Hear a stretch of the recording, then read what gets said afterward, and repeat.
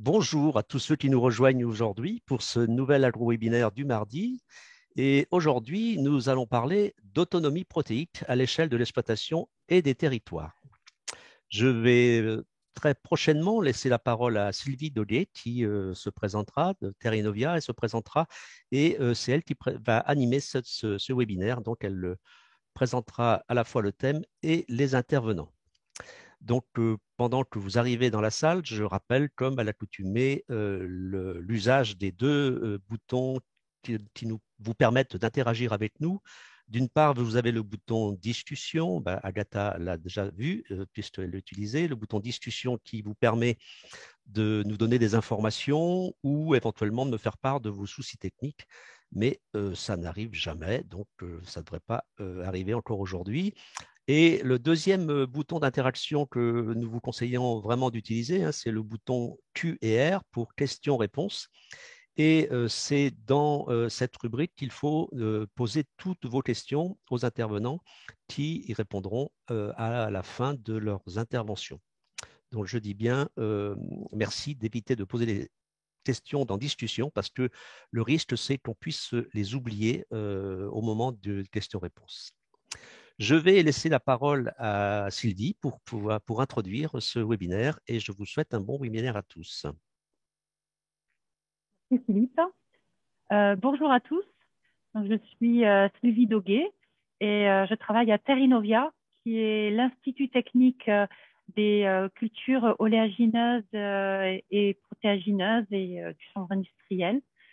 Donc, dans notre institut, donc nous faisons la R&D appliquée évidemment pour ces cultures et ces filières et produits transformés. Donc, pour ma part, je travaille au département transformation et valorisation des graines, donc dans un département qui va plus étudier tout ce qui est l'aval de ces cultures.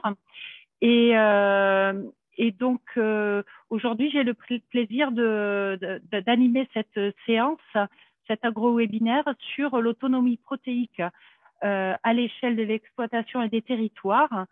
Et donc, nous allons, en particulier autour des besoins de l'autonomie protéique pour les élevages. Donc, cette question d'autonomie protéique, c'est pas une question de quantité de protéines végétales produites en France, mais ça va être plutôt une discussion vraiment de disponibilité de ces protéines, qui soient suffisamment riches et riches en acides aminés, digestibles pour les animaux, et puis des aspects économiques, bien sûr. Donc aujourd'hui, nous allons voir quelle est la situation nationale, quelles sont les solutions apportées par les procédés de transformation des graines, et puis aussi quelles solutions on peut avoir au niveau des systèmes fourragers pour les exploitations laitières.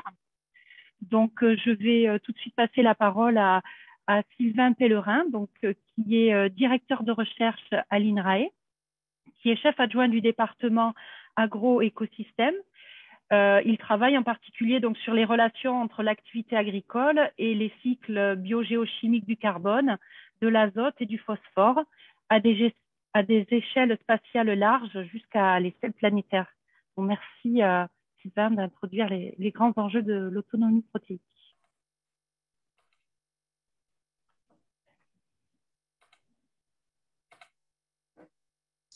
Merci. Est-ce que vous m'entendez bien et est-ce que Très mon bien, on voit diaporama bien, apparaît à l'écran? tout est OK. C'est bon. Donc, comme l'a dit Sylvie, je suis Sylvain Pellerin, directeur de recherche à INRAE, et je vais introduire les trois séquences plutôt par des généralités sur les enjeux de l'autonomie protéique à l'échelle nationale. Alors, classiquement, on parle de l'autonomie protéique très souvent d'une exploitation agricole ou d'un atelier d'élevage. Et cette autonomie protéique, c'est la part des besoins en protéines du ou des ateliers d'élevage qui est couverte par la production de l'exploitation.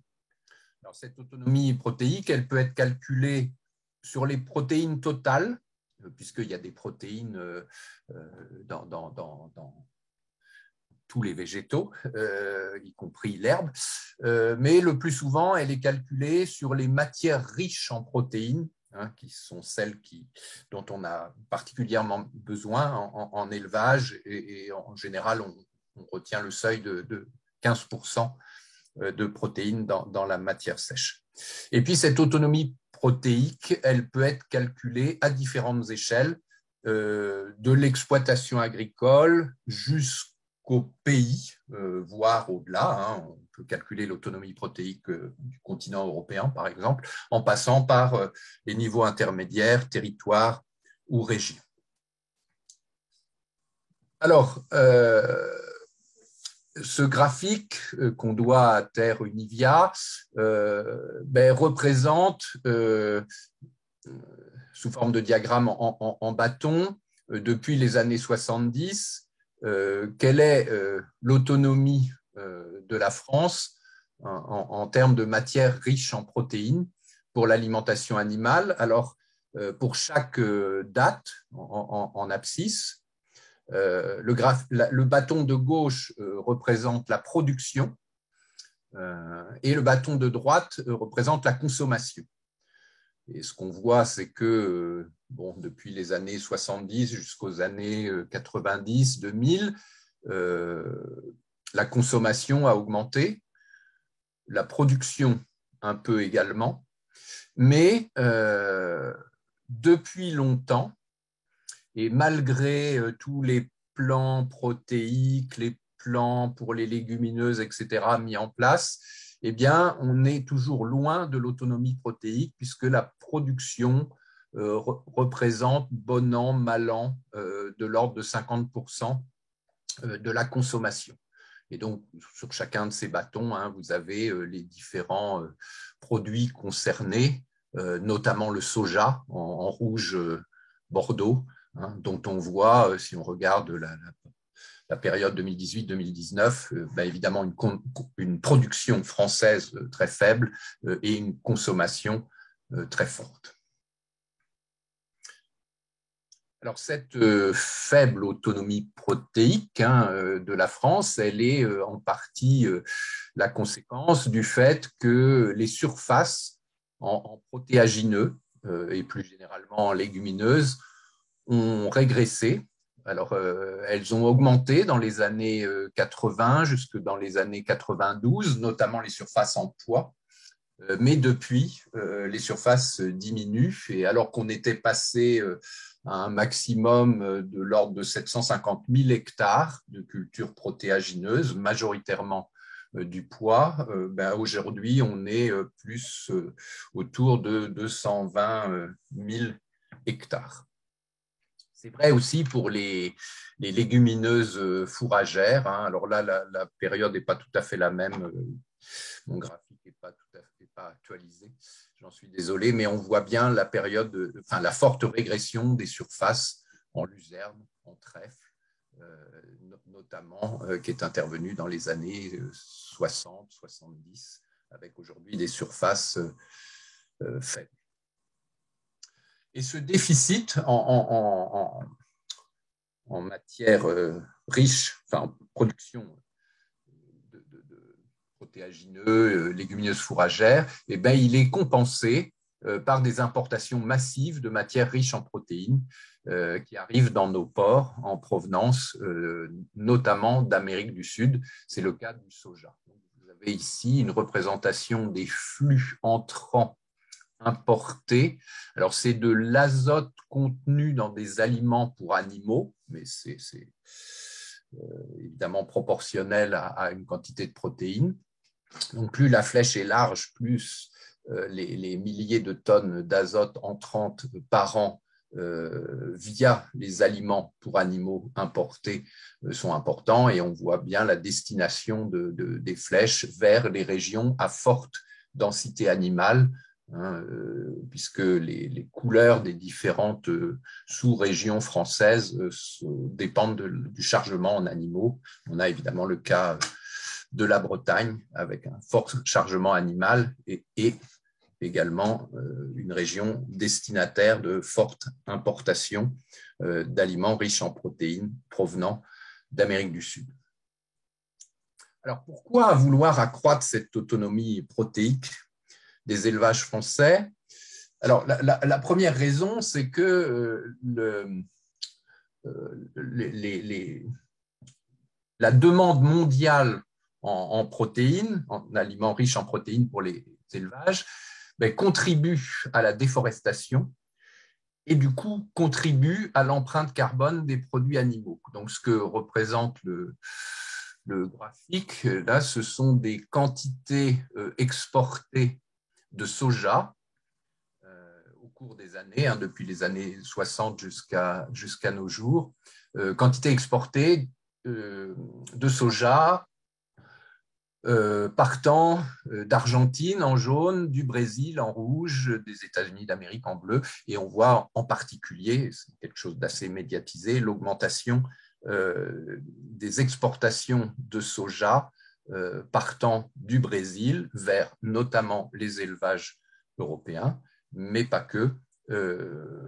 Ce soja étant en grande partie cultivé sur une forêt amazonienne défriché. Donc, c'est ce que le cartouche là dans Euractiv, la consommation invisible de soja liée à la déforestation se cacherait dans les produits d'origine animale.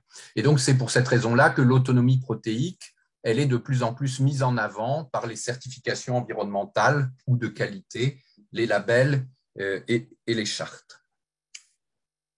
Alors, deuxième raison pour aller vers plus d'autonomie protéique, c'est que la fluctuation et l'instabilité des prix de ce type de matière sur les marchés mondiaux rend nos élevages vulnérables à la volatilité des cours. Donc, ce graphique montre le prix des tourteaux en euros par tonne, en ordonnée, sur la période 2013-2021. Alors, on voit que pour un tourteau de soja, si on prend l'écart entre les valeurs minimales autour de 300 euros par tonne et les valeurs maximales, notamment les valeurs récentes qui s'approchent des 550, on a presque un rapport du simple au double. Et donc ça, évidemment, pour les éleveurs, c'est quelque chose d'extrêmement déstabilisant pour la comptabilité des élevages et leur performance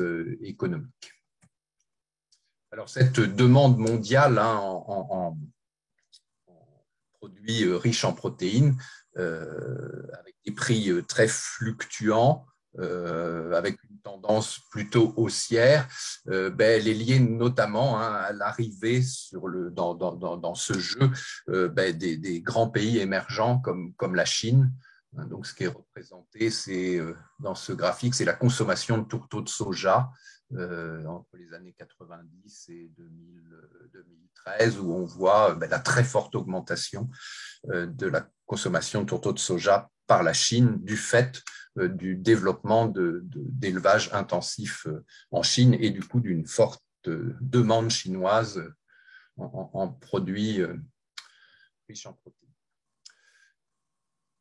Alors, je poursuis un petit peu les raisons qui font qu'il serait souhaitable d'aller vers plus d'autonomie protéique. C'est aussi que ces importations vers nos régions d'élevage d'aliments riches en protéines créent des situations locales d'excédent d'azote génératrices de fuite vers l'environnement. Alors, vous avez dans le petit coin en bas à gauche, je rappelle que pour mémoire,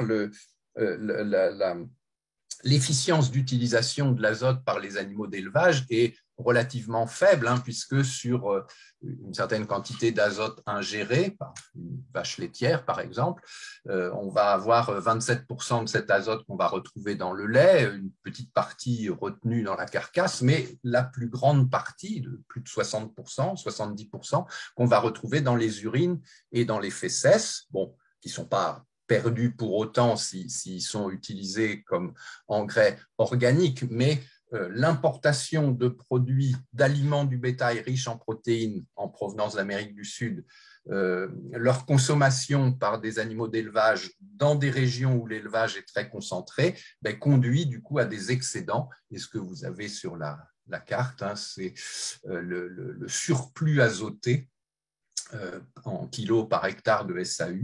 Alors, les données datent un peu, mais les résultats seraient les mêmes aujourd'hui, avec évidemment des surplus azotés très importants dans les régions où l'élevage est concentré, que ce soit l'élevage bovin, porcin ou volaille, avec du coup des fuites vers l'environnement, vers l'eau et vers l'air.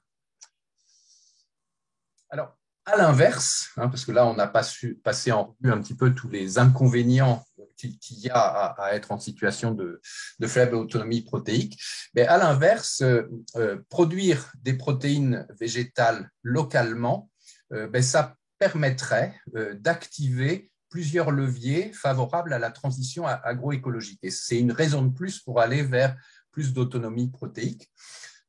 Parce que ça permet de diversifier des cultures, le fait d'accroître la part des légumineuses dans les successions, légumineuses fourragères ou protéagineux ou métailles. Donc, c'est un levier de diversification et ça facilite la maîtrise des maladies et des ravageurs. C'est une entrée d'azote par fixation symbiotique et donc du même coup, on réduit la dépendance de nos systèmes de culture aux engrais azotés de synthèse, on réduit les émissions de N2O. C'est une réduction de l'importation d'azote à l'origine des bilans excédentaires que j'ai évoqués. C'est un recouplage des activités production végétale, élevage qui va faciliter le recyclage et le bouclage des cycles carbone, azote, phosphore, tout ceci contribuant à améliorer la résilience des systèmes d'élevage face aux aléas. Alors, bien sûr, il y a un certain nombre de leviers et d'obstacles à franchir pour aller vers cette autonomie protéique améliorée. D'abord, créer un contexte de prix favorable, on pourra éventuellement y revenir. Augmenter et stabiliser les rendements des espèces légumineuses, puisque un de leurs point faible, c'est effectivement la stabilité des rendements quand on les compare à d'autres espèces comme les céréales. Accroître leur résistance au déficit hydrique, surtout dans un contexte de changement climatique, puisque c'est aussi un petit point faible de certaines espèces légumineuses. Améliorer leur résistance aux maladies et aux ravageurs. Mieux valoriser les arrière-effets, notamment la fixation d'azote, les résidus riches en azote et la valorisation de cet azote par les cultures suivantes. Et puis, bien sûr, des aspects qui sont plus de l'ordre de l'organisation des filières, maintenir un conseil technique sur ces espèces, développer des solutions innovantes comme des mélanges d'espèces, les métailles, et puis structurer les filières pour avoir des débouchés. Voilà, je vous remercie pour votre attention et je vais laisser la parole à l'intervenant suivant. Merci beaucoup, Sylvain. Merci pour cette belle introduction sur ce sujet. Et donc, je vais passer tout de suite la parole à Patrick Carré, donc, qui est à Terrinovia, comme moi. On est dans le bureau d'à côté. Donc, il est à Terrinovia expert sur les génies des procédés, enfin, sur les procédés de transformation des graines. Donc, basé ici à Pessac, à côté de Bordeaux. Et donc, je te laisse tout de suite la parole.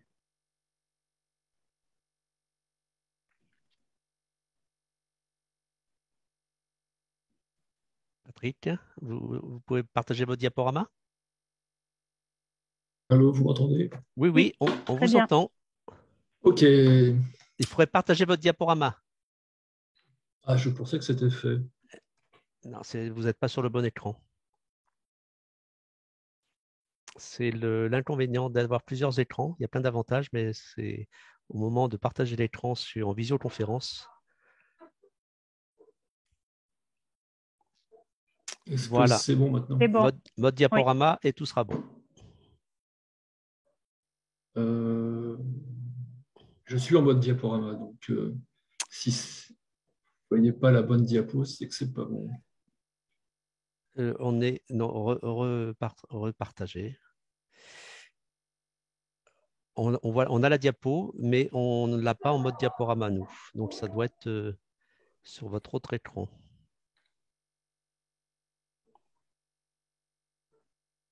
Pour les questions qui ont été posées pendant le premier exposé, on les reprendra toutes après dans la discussion qui suivra les interventions.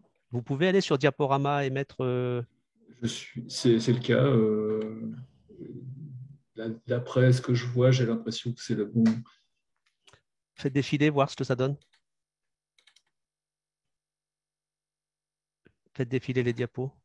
Oui, ça y est, c'est bon. Voilà, on y est. C'est bon. Ok, excusez-moi par rapport à ça. Donc, le sujet de mon exposé, c'est ce que peut faire le process, la technologie pour améliorer l'autonomie protéique. Et donc, le fond du raisonnement, c'est de dire que le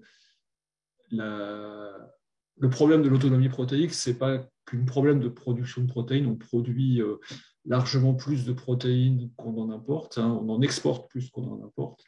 Les produits qu'on exporte le plus, c'est le blé. Le blé, donc là, c'est des chiffres qui sont donnés en millions de tonnes de protéines.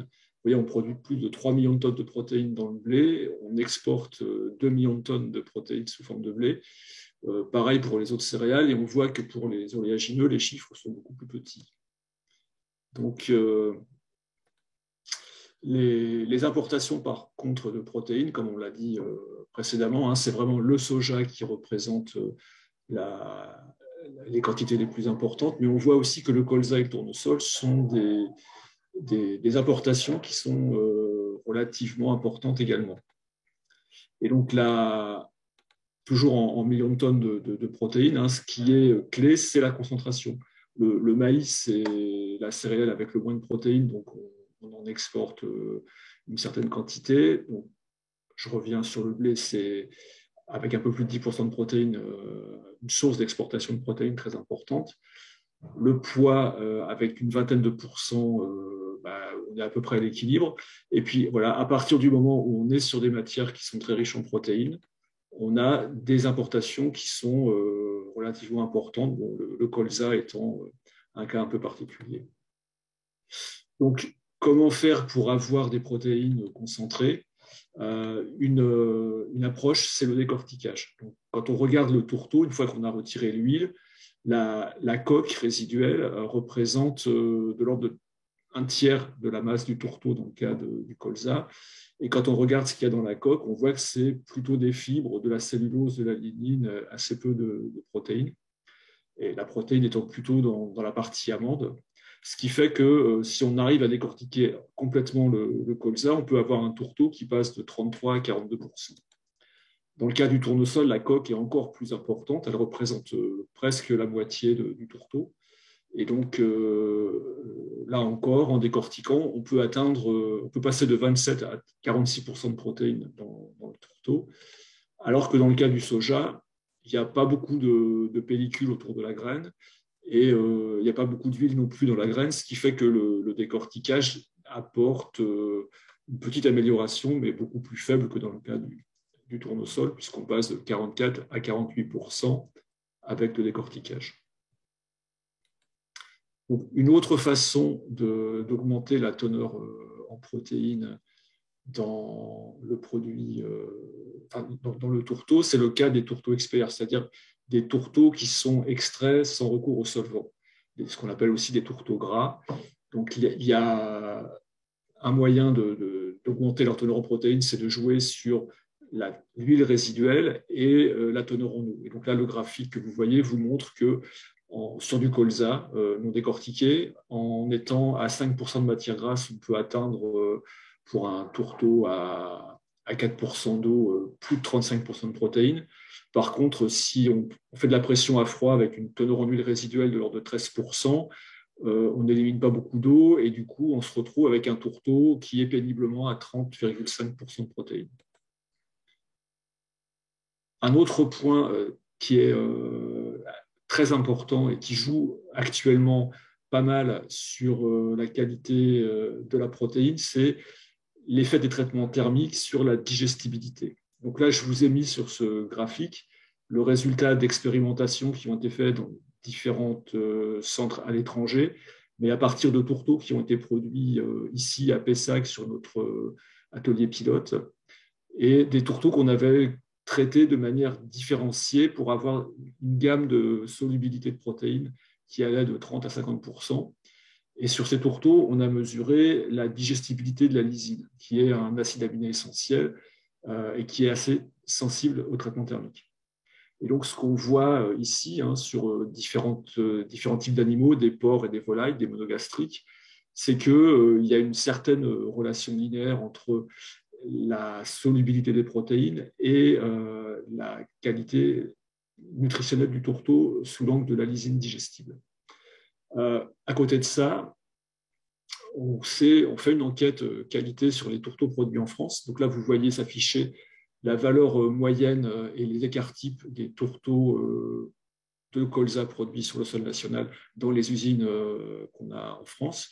Et donc, vous voyez une gamme de solubilité de protéines qui va de 30 à 60%, avec les glucosinolates sur lesquels je ne m'étendrai pas, mais qui montrent que, en fait, en moyenne, on se situe plutôt autour de 42% de solubilité de protéines, ce qui, en gros, signifie que le procédé actuel qui est appliqué à 90% des graines de colza qu'on produit nationalement, ça conduit à une perte de 20 à 25% de la lysine présente dans le produit. Donc, en travaillant sur le procédé, en ayant des traitements plus doux, on va dire, on pourrait améliorer de l'ordre de 20 à 25% un des acides aminés limitants du colza pour les monogastriques. Alors, il n'y a pas que des monogastriques, on a aussi des ruminants. Les ruminants, ils ont une particularité, c'est que les protéines, ils les dégradent pas mal au niveau du rumen. Et quand on prend les légumineuses, donc pois, févrole, lupin, on a des valeurs de PDIA, c'est-à-dire les protéines qui arrivent au niveau de l'intestin, qui sont d'origine alimentaire, des taux qui sont relativement faibles, entre 17 et 18%, ce qui veut dire qu'il y a une bonne partie des protéines qui sont gâchées par le rumen, en fait. C'est un peu moins le cas pour le colza sous forme de graines et encore moins pour le tourteau qui a déjà subi un traitement thermique et qui a déjà une certaine protection par les traitements thermiques. Donc, une manière d'améliorer la valeur nutritionnelle des protéines pour le ruminant, c'est des traitements thermiques qui permettent d'augmenter le pourcentage de PDIA par rapport à la matière azotée totale. Donc, le pois n'est pas le produit sur lequel c'est plus facile. On a une augmentation, mais qui reste relativement limitée. Par contre, pour le févrole et le lupin, on a des améliorations assez intéressantes. Encore plus intéressantes pour le soja. Et le tourteau de soja qu'on retravaille peut aussi obtenir des niveaux de PDIA qui sont plus importants. Autre possibilité, c'est de travailler, alors c'est le cas du soja. Le soja qu'on produit en France, il est traité souvent dans des usines sans extraction hexane. Et ce soja, il contient des facteurs antitrypsiques qu'il faut réduire par des traitements thermiques. Donc là, sur le graphique qui est à gauche, on voit l'effet, la relation qu'il y a entre la solubilité des protéines, donc qui reflète l'intensité des traitements thermiques, et l'activité antitrypsique résiduelle. Donc, on voit qu'il faut réduire la solubilité de l'ordre d'à peu près 10-15% pour atteindre des résultats acceptables. Quand on regarde l'effet de la surcuisson, c'est-à-dire si on va trop loin dans la solubilisation des protéines, on voit que sur volaille, on a une tolérance un peu plus importante que sur porc, où le fait de passer en dessous de 80% de solubilité des protéines induit des diminutions d'efficacité alimentaire. Donc là, c'est en gain de poids pour les poussins et en gain de poids pour des porcelets. Et quand on regarde la qualité des tourteaux qu'on peut observer à travers les observatoires qualité qu'on fait, vous avez les petites boîtes à moustaches mises à l'horizontale qui représentent la qualité moyenne en termes de solubilité des protéines de 3 usines en France. On voit qu'on est sur des valeurs qui sont trop basses en fait, par rapport à ce qui serait désirable, c'est-à-dire de rester aux alentours de 80% de solubilité. Donc, il y a un potentiel aujourd'hui assez important d'amélioration de la qualité du tourteau de soja. Donc, ce que fait Terinovia aujourd'hui sur les procédés, c'est de travailler sur la concentration protéique en travaillant sur des produits bien décortiqués. Donc, un des problèmes aujourd'hui, pour des raisons pour lesquelles on ne décortique pas très bien, c'est qu'il est difficile de presser ces produits-là. Donc, on a notamment une thèse en cours sur laquelle on va essayer de comprendre pourquoi le décortiquage induit ces problèmes de pressage. Et donc, notamment, un des débouchés, ce sera de pouvoir produire du tourteau de tournesol bio bien décortiqué, qui permettra de se confronter au problème de la suppression de la dérogation qui permet aujourd'hui d'avoir 5% de concentrat protéique non bio dans les aliments du bétail. Une autre problématique, toujours avec le décortiquage, et en particulier du tournesol, c'est de comprendre pourquoi on a des difficultés à bien décortiquer le tournesol. Donc, il y a des phénomènes d'adhésion, et donc on va travailler sur ce sujet, notamment pour que les sélectionneurs comprennent comment faire pour avoir demain des tournesols faciles à décortiquer. Et puis, dernier point, un des thèmes sur lesquels on travaille, c'est on fait un diagnostic soja pour essayer de déterminer quels seraient les leviers à utiliser pour des tourteaux qui seraient moins riches en huile et plus concentrés en protéines, et d'avoir des protéines plus digestes, comme on a pu le voir. Donc ça, c'est en faisant de l'enquête sur le terrain et en étudiant aussi comment les effets d'échelle vont avoir un impact sur la qualité des produits. Voilà, j'en ai terminé. Je vous remercie de votre attention. Merci beaucoup, Patrick. Bien. Donc, on va passer maintenant à la troisième intervention. Et il s'agit donc de Guillaume Durand, qui est enseignant-chercheur.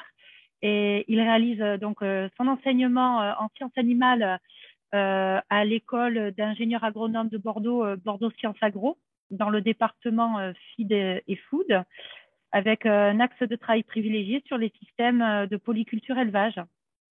Donc, il fait sa recherche aussi au sein de l'équipe biomarqueur de l'INRAE de Clermont-Ferrand, en s'intéressant plus particulièrement aux mécanismes d'adaptation des vaches laitières. Donc, Guillaume, le plancher est à toi. Merci Sylvie pour cette introduction. J'espère que vous m'entendez bien. Tout va bien, oui. Ok, très bien. Donc, comme l'a dit Sylvie, je suis donc maître de conférence à l'école d'ingénieurs agronomes de Bordeaux, qui est Bordeaux Sciences Agro. Donc, j'ai une activité d'enseignement à Bordeaux Sciences Agro, plutôt sur les systèmes de polyculture élevage, sur la durabilité des élevages, et puis une activité de recherche à l'INRAE de Clermont-Ferrand, une recherche plus fondamentale, on va dire. Alors, ce que je voulais développer aujourd'hui, en fait, c'est notamment sur les enjeux d'autonomie protéique qui ont bien été rappelés à la fois par Sylvain et Patrick. Aspect de résilience de l'exploitation agricole, effectivement, qui induit aussi une acceptation sociétale de l'élevage. Quand on associe la fourniture de soja et de protéines pour nos animaux à la déforestation en Amazonie, c'est sûr que ça pose un problème d'acceptation de l'élevage par notre société. Et il y a un point sur lequel je voudrais insister aussi, c'est qu'il est important du coup d'avoir une autonomie protéique de nos exploitations en France, mais un point de vigilance que je voudrais apporter, c'est quelles sont les exploitations pour lesquelles il faut essayer de rechercher l'autonomie protéique. Et dans ce choix, notamment, il y a un aspect qui me paraît très important, c'est la notion de sécurité alimentaire. C'est-à-dire qu'on le sait tous, on est dans un contexte avec une population mondiale qui est en augmentation et un espace fini. Et donc, il faut nourrir ce nombre croissant d'humains sur la Terre. Donc, pour cela, il faut optimiser, bien sûr, les systèmes de production pour maximiser la fourniture de protéines, d'aliments et plus spécifiquement de protéines pour l'homme. Mais ce que ça induit aussi, c'est qu'il faut aussi développer des systèmes d'élevage qui, eux, vont fournir des protéines, mais qui, du coup, n'entrent pas ou peu en compétition avec l'alimentation humaine. Et donc, ce que je voudrais développer dans la suite de mon intervention, c'est notamment le cas des systèmes bovins laitiers et de savoir si, en fait, on peut avoir des systèmes bovins laitiers qui n'entrent pas en compétition avec l'alimentation humaine.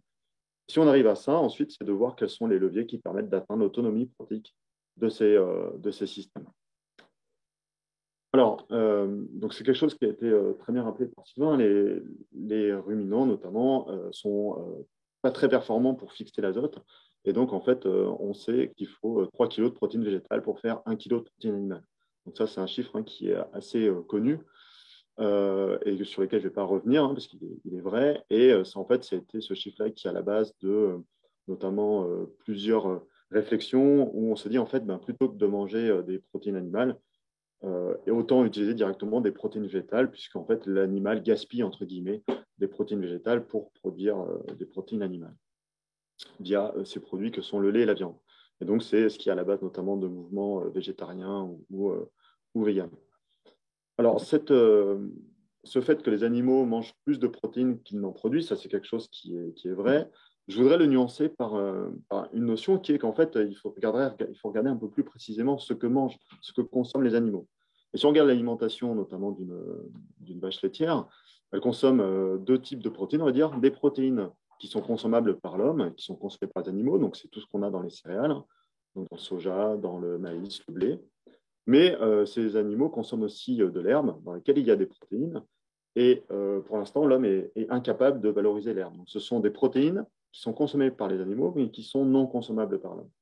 Et en fait, ce constat-là a emmené notamment Jean-Louis Perrault, qui est directeur de recherche à INRAE, et Sarah Less, qui travaille à l'Institut de l'élevage, à définir un concept que je trouve très intéressant, qui est celui de l'efficience protéique nette.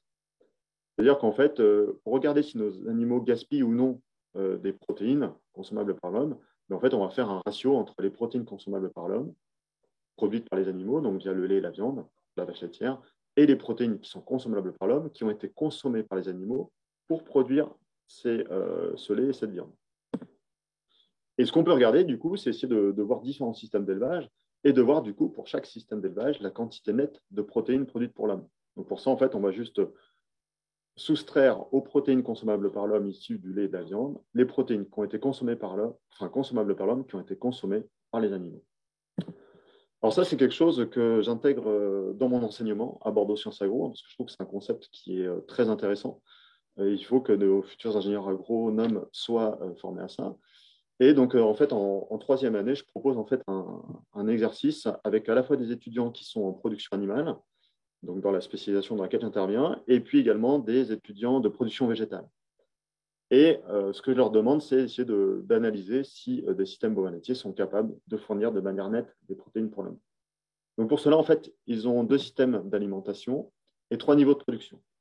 Donc si on regarde d'un peu plus près, alors forcément, il y a une très grande diversité de systèmes d'alimentation à l'échelle des exploitations en France. Donc j'ai pris deux systèmes, on va dire, assez contrastés. Donc le premier système, c'est un système herbagé, c'est-à-dire où l'herbe constitue une très grande partie de la ration des animaux. Et le deuxième, donc la source de fourrage, c'est l'herbe. Et le deuxième système, qui est un système où la source de fourrage, c'est l'ensilage de maïs. Et l'ensilage de maïs, alors, ça a beaucoup de vertus, mais ça a un défaut, c'est que ça manque de protéines notamment.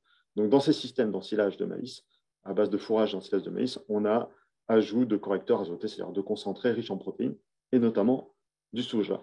On ne l'a pas pour l'herbe, parce qu'en fait, l'herbe est naturellement équilibrée en énergie et en protéines pour le ruminant. Hein. On sait bien que c'est son alimentation naturelle.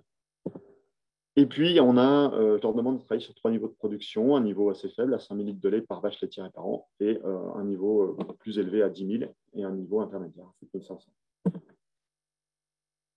Alors, donc ça, ici, vous avez, avec le code couleur, hein, en vert, c'est l'herbe, en orange, l'ensilage de maïs, en jaune, le grain de maïs, et en violet, le soja, vous avez la composition des différentes alimentations. Donc, je n'ai pas mis volontairement de système herbagé à 10 000 litres de lait parce que c'est quelque chose qu'on n'a pas en France. Hein. Nos systèmes à 10 000 litres de lait très productifs sont globalement axés sur l'utilisation d'ensilage de maïs. Maintenant, si on calcule la quantité nette de protéines produites pour chacun de ces systèmes, ce qu'on remarque dans un premier temps, c'est que si on regarde nos systèmes à base d'ensilage de maïs, on voit qu'il faut atteindre une production de 10 000 litres de lait par vache par an pour avoir une quantité nette de protéines produites pour l'homme. Alors, nos systèmes à 5 000 et 7 500 ne vont pas vraiment gaspiller des protéines, mais en tout cas, ils sont neutres. C'est-à-dire qu'ils produisent autant de protéines pour l'homme que ce qu'ils n'en consomment et qui aurait pu être consommé directement par l'homme. À l'inverse, ce qu'on voit, c'est que nos systèmes herbagés, en fait, comme eux, en fait, on utilise une ressource qui est non valorisable pour l'homme, mais en fait, les protéines qui sont produites sont des protéines nettes. Et ce qu'on voit, c'est qu'on peut être dans un système herbagé, avec même une production intermédiaire à 7 500 litres de lait par vache laitière et par an. Et là, ce sont les systèmes qui, en quantité, c'est ça qui est important, en quantité, fournissent le plus de protéines pour l'homme. Ils sont producteurs nets. Ce qui veut dire que, si on résume un peu, si on est dans des systèmes où on est basé en fourrage sur l'utilisation de l'herbe sous toutes ses formes et avec une production moyenne, contrairement à ce qu'on aurait pu penser au départ, c'est-à-dire on aurait pu penser qu'il faut produire plus pour fournir plus de protéines pour l'homme, mais en fait, ce qu'on voit, c'est qu'il faut surtout avoir des systèmes de production médians, on va dire, utilisant principalement des ressources non consommables par l'homme et donc de l'herbe, Et c'est ceux systèmes-là qui fournissent le plus de protéines pour l'homme. Et donc, qui n'en sont pas du tout en compétition avec l'alimentation humaine, puisque ce sont des producteurs nets. Donc, ce sont des systèmes qui permettent de réduire cette compétition, voire la supprimer, qui permettent d'augmenter la sécurité alimentaire, puisque ce sont les plus efficaces pour produire des protéines. Ils ont l'avantage d'avoir une bonne image au niveau sociétal, puisque souvent l'utilisation d'herbe est associée au pâturage et au bien-être animal. De plus, d'avoir des prairies, ça a un impact environnemental très intéressant en termes de biodiversité et en termes de séquestration de carbone, donc de diminution des gaz à effet de serre associés à ces élevages de ruminants. Et maintenant, si on se dit en fait comment améliorer l'autonomie protéique de ces exploitations, ben, en fait, c'est beaucoup plus simple. Pourquoi? Parce que comme l'herbe est déjà équilibrée, en fait, on n'a pas besoin d'aller chercher énormément de protéines pour équilibrer la ration, puisque l'herbe apporte déjà naturellement les protéines nécessaires. Donc, on peut atteindre cette autonomie en utilisant des luzernes, des métailles, et ce qui fait du coup une résilience des exploitations qui est plus importante. Alors, pour conclure, la question qu'on peut se poser maintenant, c'est comment essayer de favoriser ces systèmes herbagers qui ne sont pas les systèmes dominants en France. Alors, tous les systèmes laitiers utilisent de l'herbe, mais on va dire que l'utilisation massive de l'herbe n'est pas le système le plus dominant. Alors déjà, il faut réapprendre à gérer l'herbe dans les élevages grâce à des pâturages tournants dynamiques, notamment à l'implantation de prairies à fleurs variées, avec des associations légumineuses et graminées notamment. Et puis aussi, il faut peut-être revoir, en tout cas penser une revalorisation économique des produits, donc du lait et de la viande issus de ces systèmes-là, parce qu'à l'heure actuelle, les grilles de prix proposées ne tiennent pas en compte de cette efficacité, de cette non-compétition par rapport à l'alimentation humaine. Donc peut-être qu'on pourrait induire un indicateur dans le prix du lait et de la viande pour aider à favoriser ces systèmes-là. Ça ne veut pas dire renier les autres, mais ça veut dire aussi promouvoir ces systèmes-là. Et puis aussi, ce qu'on peut se dire aussi, c'est peut-être aussi voir quelles sont les races qui sont les mieux adaptées pour valoriser et maximiser ces systèmes herbagers. Et puis enfin, on sait aussi que un des moyens aussi de ne pas être en compétition avec l'alimentation humaine, c'est aussi de valoriser notamment les coproduits, les coproduits, c'est-à-dire tout ce qui est issu de la transformation des céréales à destination de l'alimentation humaine, mais qui sont non consommables par l'homme, comme par exemple les drèches de brasserie. Voilà, je vous remercie pour votre attention et je suis prêt à répondre à vos questions si besoin. Très bien, merci beaucoup Guillaume. Donc on va pouvoir passer aux questions que vous avez posées au fur et à mesure des présentations. Donc je vais commencer peut-être par quelques questions plus sur la première intervention. Donc par rapport à Fanny demandait comment peut-on expliquer la baisse de production des légumineuses dans les années 60-70. Et je pense qu'elle faisait référence à ce graphique où on voyait surtout la baisse des légumineuses fourragères. Voilà. Et ensuite, il y a aussi d'autres questions sur les politiques agricoles. Oui. En fait, oui, les deux graphiques que j'ai présentés ne recouvrent pas tout à fait la même période. Mais ce qui s'est passé, très simplement, c'est que dans les années 50, 60, après-guerre, les échanges commerciaux se sont développés et l'Europe s'est mise à importer du soja, notamment en provenance des États-Unis, à bas prix. Et puis l'élevage s'est intensifié chez nous. Et comme on avait cette source de protéines importées pas chère, la production de fourragères de légumineuses a régressé en France notamment. Alors, il y a eu un épisode dont peut-être quelques-uns se souviennent. En 1973, les États-Unis ont décrété un embargo sur les exportations de soja parce qu'ils avaient eu une forte sécheresse chez eux et donc ils préféraient garder leur… Alors ça a fait réagir l'Europe qui s'est rendu compte de sa dépendance vis-à-vis des États-Unis et notamment. Et du coup, il y a eu dans les années 80-90 au niveau européen des politiques de soutien pour produire des protéines chez nous. Et c'est ce qui explique dans mon graphique la montée là, dans les années 70-80.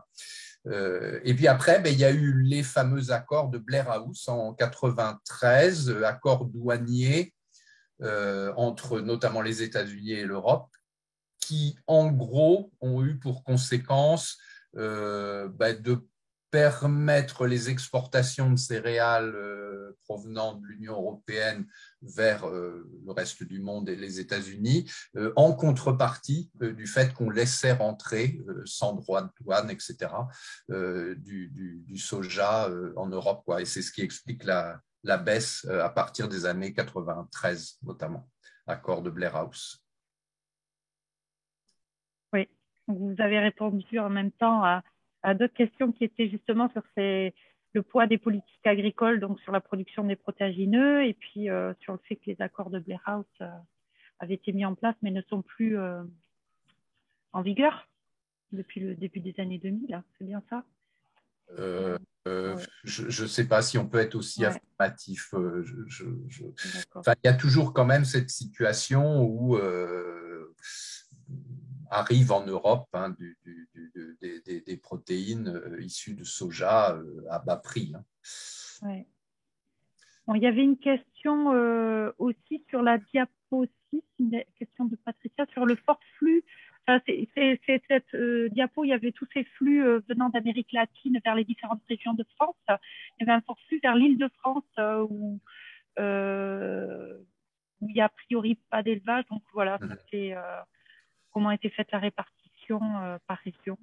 Oui, alors je n'ai pas vérifié, hein, mais effectivement, dans ce graphique, il y a forcément un fort effet port par lesquels le soja arrive. Alors, il y a beaucoup de tourteaux de soja qui arrivent par le port de Lorient, par exemple. Alors, après, les auteurs ont essayé de redistribuer les flux d'azote contenus dans les aliments animaux entre régions, quand il y a du soja qui arrive par cargo dans un port et puis ensuite est redistribué par camion. Sauf qu'à l'intérieur de la France, comme il n'y a pas de douane, c'est plus mal tracé et donc plus difficile à reconstituer. Donc il est possible, mais ce serait une hypothèse à vérifier, que ce fort flux arrivant, c'est à vérifier. Peut-être que c'est du soja qui arrive par le port autonome de Paris ou par la Seine et puis qui est en partie redistribué. D'ailleurs, il y a des petites flèches qui repartent vers d'autres régions, mais peut-être que ces flux repartant vers d'autres régions sont mal estimés et peut-être sous-estimés. D'accord. Très bien. Ensuite, il y avait des questions aussi pour donc Patrick Carré. Une question de Philippe sur l'importance pour les besoins en protéines digestibles selon qu'on parle de monogastrique ou de ruminant. En quoi cette notion de protéines digestibles est-elle à traiter différemment? La grosse différence, c'est que les traitements thermiques ont tendance à réduire la digestibilité pour les monogastriques. Et dans une certaine mesure, c'est-à-dire si on ne les pousse pas trop loin, au contraire à protéger contre les dégradations dans le rumen. Donc les besoins ne sont pas les mêmes. Ce que j'ai dit sur les tourteaux de colza qui étaient défavorables aux monogastriques, l'est moins pour les ruminants qui sont moins pénalisés par la perte de solubilité des protéines. Par contre, la disparition de la lysine, elle est valable pour tout le monde. Et la nuance, elle est peut-être sur ces acides aminés, en particulier la lysine, qui est très sensible à la chaleur, puisque sur les vaches à haute production laitière, la lysine n'est pas suffisamment resynthétisée par la flore du rumen, et donc l'apport par l'aliment est quelque chose d'important. Alors, je ne sais pas si je réponds bien à la question, mais c'est relativement complexe, et donc on ne peut pas trop non plus s'étendre cet après-midi. Bon, on a de nombreuses questions, donc je ne sais pas si je vais pouvoir les poser toutes. Donc, une autre question pour Patrick aussi, là, de Isabelle, qui demandait quel était le risque de diminuer la quantité de fibres quand on décortique. Est-ce qu'il y a un risque associé à ce procédé? Dans le cas des matières riches en protéines, on ne cherche pas à amener des fibres, on cherche à amener plutôt des protéines. Et des protéines, si possible, concentrées, puisque le reste, l'énergie, les fibres, on les a dans le reste de la ration. Donc ça n'est un problème que dans des cas très particuliers.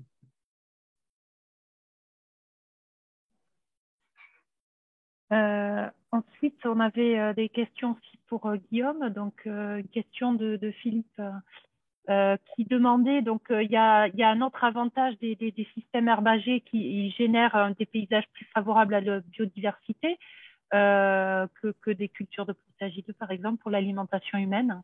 Est-ce qu'on a comparé les surfaces nécessaires pour produire 1 kilo de protéines entre les différents systèmes laitiers avec celle qui est nécessaire pour produire la même quantité de protéines végétales pour l'alimentation humaine?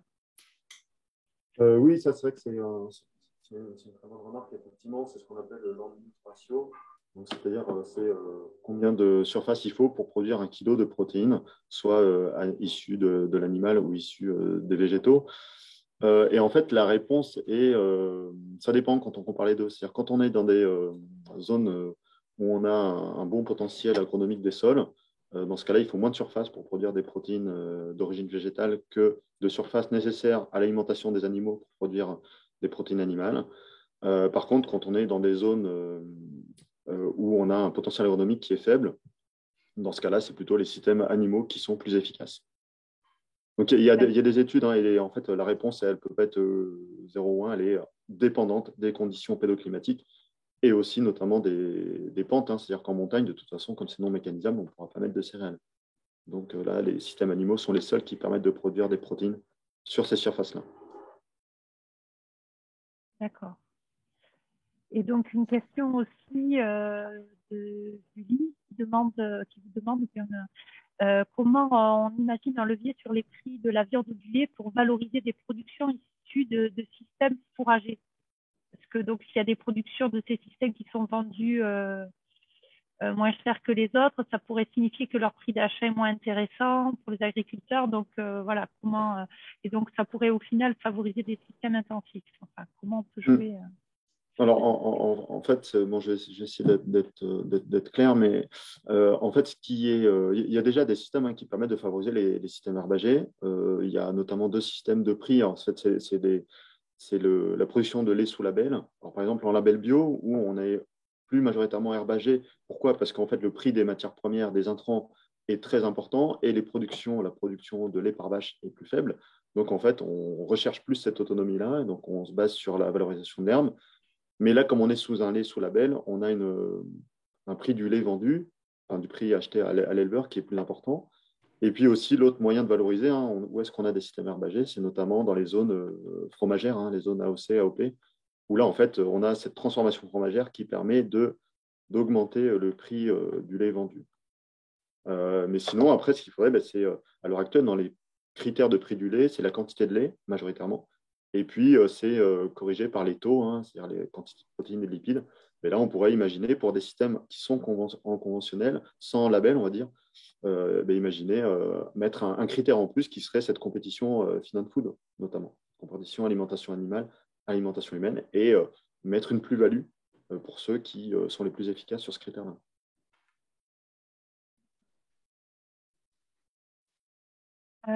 J'avais également une question de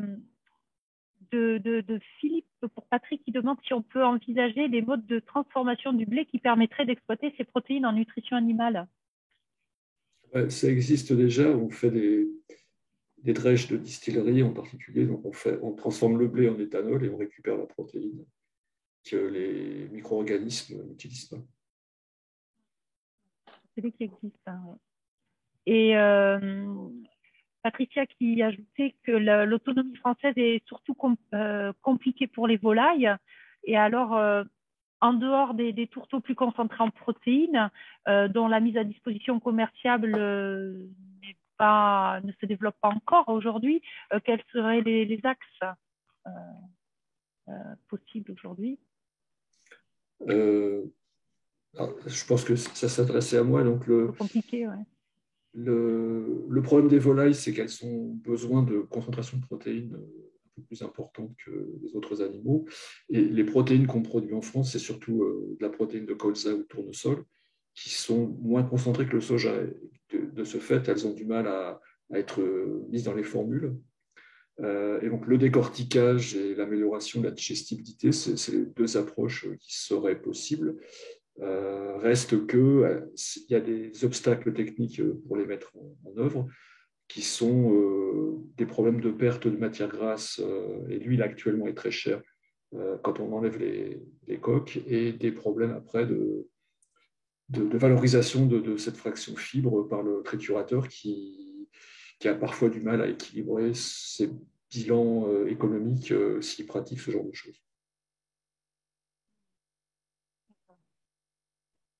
Ensuite, on revient plus à des questions de politique agricole. Donc, il y a une question de Fanny que je vais regrouper avec celle de Fabienne. Donc, l'une demande quel a été le poids des politiques agricoles sur le déficit de production de protéagineux en Europe. Et puis, donc, Fabienne qui rajoute qu'elle demande si la France peut faire passer de la jachère européenne en production d'oléagineux et protéagineux. Donc, le poids des politiques agricoles aujourd'hui sur la production de protéagineux et peut-être des questions autour de jachère.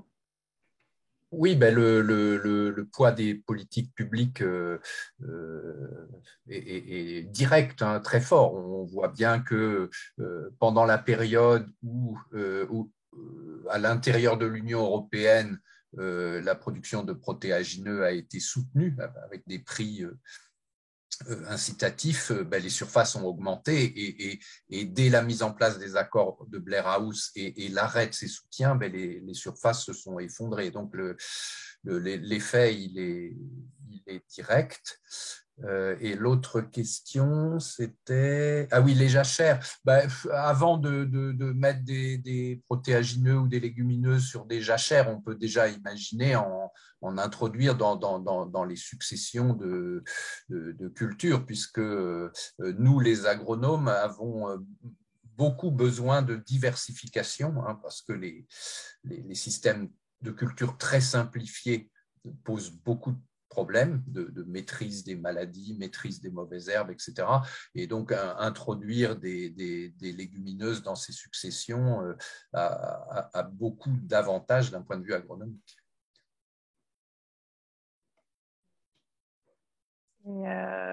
Également une question de Romane, alors plus pour Guillaume, dans le cadre de l'élevage de veaux laitiers sous nourrice en système herbagé, quel est l'impact de la compétition feed et food, donc la consommation de lait par les veaux jusqu'au sevrage? Oui, alors c'est un petit peu coupé avec le réseau, mais bon, j'avais vu un peu. Vous avez vu la question? Ouais. Mais ça, je ne sais pas si j'ai eu des études là-dessus. Effectivement, c'est sûr que ça a un impact. Après, je pense que l'impact ce que je pourrais apporter comme réponse, c'est que je pense que l'impact est plus modéré parce qu'en fait, les veaux assimilent en fait la fixation d'azote par les veaux laitiers, par les veaux nourris avec du lait est beaucoup plus importante. Elle est meilleure qu'une fois à l'âge adulte parce que le lait, ça reste l'aliment idéal pour ces animaux-là. Et puis, de toute façon, quand ils ne sont pas nourris avec du lait issu de leur mère, ils sont nourris avec de la poudre de lait reconstituée. Donc, je ne suis pas sûr qu'il y ait une grosse différence sur l'impact feed and food, compétition alimentation animale, alimentation humaine. Dernière petite question courte. Sylvie? Oui, la dernière, donc la dernière que je vois là de Fanny, quels sont les scénarios que vous envisagez du coup pour répondre à l'autonomie protéique pour les élevages ruminants, dont un en France et deux en Europe? Donc, je pense que vous aviez déjà en partie, Guillaume, proposé des scénarios. Oui, dans les scénarios, il y a réutilisation, place importante de l'herbe. Il y a aussi tout ce qui est valorisation des coproduits, ce que disait Patrick Carré. Et puis aussi, il y a une ressource qui est tout ce qui est interculture dans des bassins céréaliers. Il y a entre deux rotations de cultures, mais il y a ces intercultures-là qui peuvent être valorisées aussi et qui peuvent permettre de participer à l'autonomie protéique de nos élevages. Merci à vous quatre. Sylvain est obligé de partir pour une autre réunion, et donc merci en tout cas pour vos interventions. Je pense que c'est un sujet sur lequel on pourrait débattre encore longtemps, mais on voit bien qu'il y a une démarche d'autonomisation protéique. Je vous rappelle que la semaine prochaine, nous nous retrouvons donc sur la thématique de santé globale, et on va aborder les questions de métabolisme territorial pour comprendre l'intérêt de connaître les flux de matière entre les différents acteurs agricoles et alimentaires au sein d'un territoire. Je vous souhaite une bonne semaine, à bientôt, et encore merci à tous les quatre. Bonne semaine, au revoir. Merci, bonne Au semaine. revoir. Au revoir.